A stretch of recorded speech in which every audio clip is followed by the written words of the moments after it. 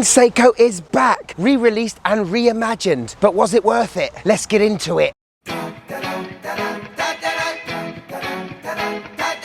Yeah! Yes, welcome to the Mad Watch Collector channel, the show that does watch reviews a little differently. In the 1960s, Seiko branched out the company twice, forming Grand Seiko and King Seiko. Both subsidiary companies were designed to compete not only with each other, but with the Swiss watchmakers, bringing high-end luxury watches with high-end movements. But in the mid-70s, those two companies went with the Quartz crisis. I say crisis, more like a revolution, as Seiko were the pioneers and forerunners of the Quartz movement. At that time, mechanical watchmaking was put on the shelf, and it wasn't until the late 80s when Seiko brought back one of those branches, but it wasn't King Seiko. It was, of course, Grand Seiko. Now this year, 2022, Seiko have brought back the King, a reimagination of a 1965 King Seiko calibre 4400 KSK. Now what excites me a little bit about this release is one, Seiko have made a new watch with no date. Yes! And two, the watch is only 37 millimeters. So this is not your normal sizing from Seiko, and it's to honour a big part of Seiko's history. Now these watches come in a silver dial, there's a lovely brown dial, a GAYE dial which is red, and the watch that I've got for you today, the charcoal grey. It's nice, isn't it? This watch has been loaned in to me by Francis and GAYE. They are a fantastic authorised dealer of not only Seiko, but many wonderful brands that you and I love. Sign up to their mailing list and you get 10% off already. But give Ryan a little email and tell him I sent you, and you may get treated a little differently. Probably blacklisted. So, anyway, let's show you the watch and let's find out whether it was right to bring back the King. Are you ready for the King? Let's go! So here it is, the SPB 283J1. Japan made, and I've got to say, on first impressions, this thing is handsome, isn't it? Handsome in the sense it's very masculine looking. There's a lot of angles, a lot of straight lines. Very not like Grand Seiko. It's certainly out of the 60s, there's no question about it. The bracelet looks very special. So many transitions between the vertical brushing and the polishing of this stainless steel case. The bezel is polished and really blings out, doesn't it? And I love how there's a flat step and a thickness to that bezel before you get to that sapphire glass. It's already quite a thin watch, but I love the angle of those lugs. This is gonna hug the wrist very well. We've got a beautifully sized coin edge crown at 3 o'clock. It's not screwed down, but look, we have a signed Seiko crown, everybody. Not just any old sign, the crest of the King Seiko sign. The way the applied indices play with the light already with the polished surfaces, it is a handsome stunner, isn't it? Quick spec check! 37 millimeters in diameter, just over 12 mil thick, just over 43.5 lug to lug, but as you can see with the center links of the stainless steel bracelet, it pushes out the lug to lug to 47. The only annoying measurement we see is the lug width, 19.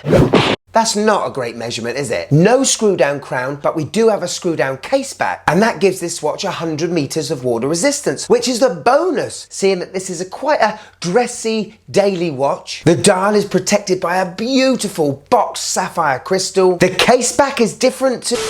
Oh, for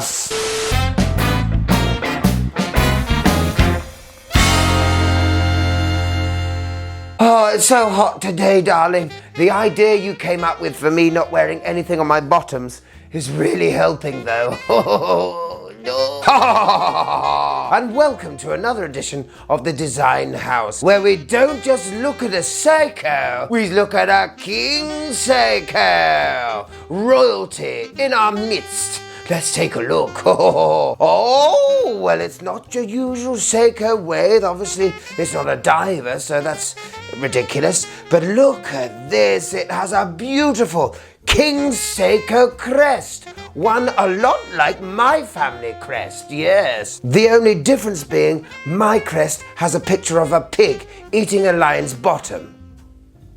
Yes. It's a lovely etching with polishing around this screw down case back. I do love the texturing, the different contrasts of textures. A very well thought out and a high-end looking case bag. That's for darn sure. Well, there you go, a King Seiko case bag. I never thought I'd see one, but it's amazing what you can do with a little bit of elbow grease and a little bit of sneaky. I'll see you next time for another edition of the Design House. Cut. Oh, so hot. Darling. Yes, dear. The paddling pool is ready. Oh, what fun. Could you just click that like button, please? It really helps the channel. Thank you. Okay, I have to admit that this is the best stainless steel Seiko bracelet I have ever had the chance to have my grubby fingers on. But look at the articulation of these links. Again, we have the brushing and the polishing. The way these links play with the light is fantastic and really going to show off this watch. Even though it's King Seiko, it's still Seiko, so you've got push pins holding the links together, but solid and secure when you found the right size. Finding the right size could be tricky because we have a butterfly clasp with a double deployant. This could be one of those watches you have a little loose because without a micro adjustment, you're not going to find that perfect fit. Apart from that though, very good bracelet. Okay, let's talk about the face. Dial time. And this charcoal grey really plays in the light, doesn't it? Contrasts so well with those applied indices. I love that 2 baton 12 o'clock marker. The texture on that is superb and reminiscent to the old King Seikos. We've got a minute chapter ring going along the outside of the dial. Applied Seiko logo just below the 12. Looks spot on, uncluttered and lovely. Below the handset we have King Seiko printed and the word automatic. The handset, well, they are reminiscent to a Grand Seiko's handset, there's no denying it. They aren't multifaceted like the GS's. We've got a brushed one side and a polishing on the other side, but that Dolphin style certainly tells us that this is a Seiko and a vintage inspired one at that. All in all, a beautifully clean, simple looking dial that screams quality and vintage at the same time. On the lume front, there isn't any. No lume whatsoever. It means this is more of a dress watch than a daily or weekly watch for me. It's a little turn off, but no biggie.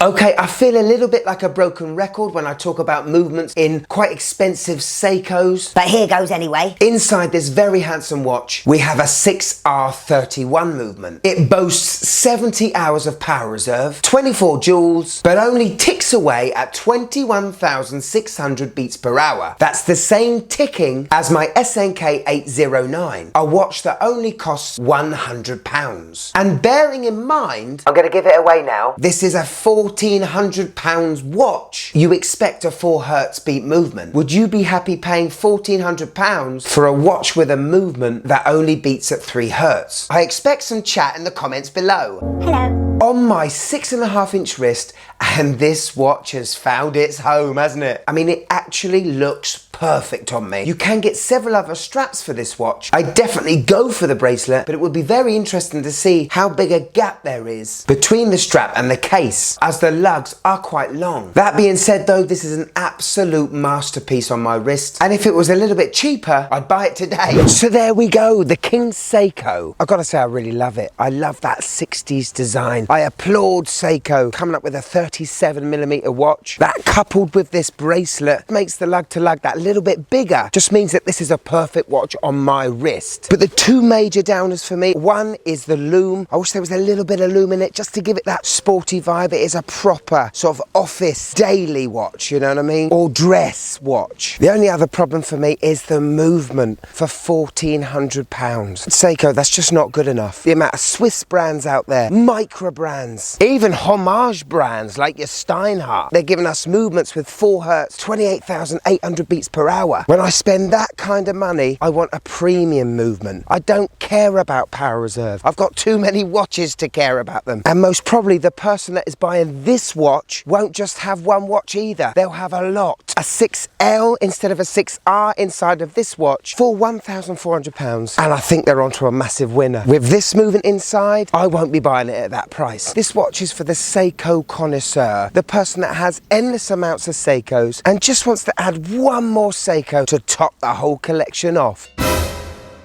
Here it is, my wife's first impressions of the SPB 2838J1. Here we go. I've come to the realisation that pointy hands looks very dated. Okay, I don't like the old man strap, and it just looks a bit basic looking all round. I'd love to know your thoughts of this watch in the comments below. It's a beautifully made watch, there is no denying. For me, it's an engine and loom away from me seriously considering this watch. Until next time, my friends, from me, the Mad Watch Collector, I'll see you in a tick, tick, tick, a tick.